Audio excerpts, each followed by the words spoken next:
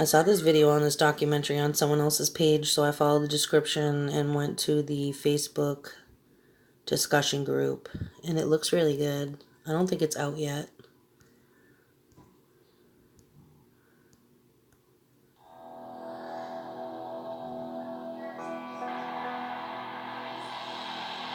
He started in Reno because he was a much bigger fish in a littler pond. He'd say, here's $100,000. I'm going to play.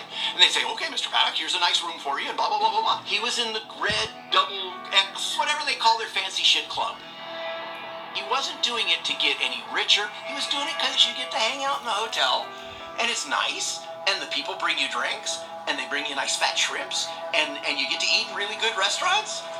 The goal was to gamble effectively enough to pay for all that stuff so it didn't cost him anything. When he needed to burn points, he'd go to their store and buy a bunch of crap. You know, $350 sunglasses and $450 watches, and I'd get a box of shit.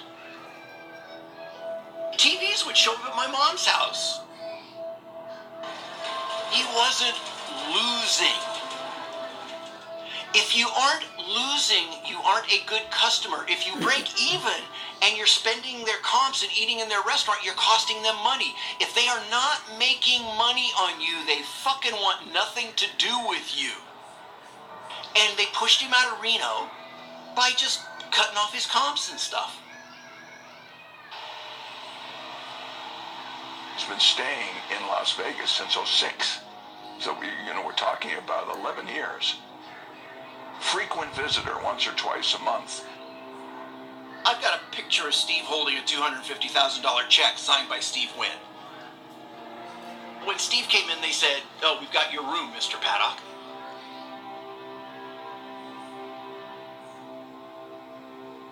I've got texts from him where he goes, "They're calling my name for the 4th time. I'm sending Mary Lou up to get the shit." Because he got like 5 of the 6 things in the drawing for a car. And he had 3/4 of the tickets in the drum. That's how he played. When there was a reason to gamble is when Steve gambled. There were like 6 machines in Vegas that Steve would play. They had to pay out 98 point blah blah blah percent on a flush. It was an equation that had to come out the right number at the end. That's why they talk, oh, he would go sit at a machine and lock a machine. Well, of course he fucking would. He wanted the best machine in the place. You know, Steve would gamble when there were 3x points. They didn't make any money on him. So, what would they do? They would say, oh, well, we're sorry, Steve, but there's going to be 3x points tonight from midnight to 6, but fuck you. You don't get the 3x points. You cut a deal with somebody to be in their club. He had their highest level of comps because he gambled that much, and there's a list of shit that it says they will do for you. But of course, the little type at the bottom says we can fuck you at any time. They changed the deal. And then when they broke the deal, he was pissed. He wasn't as successful in gambling as he had been in the previous years. A substantial portion of his wealth had diminished, and that could have been a contributing factor. He was really, really angry with the gaming industry because they didn't play square with him.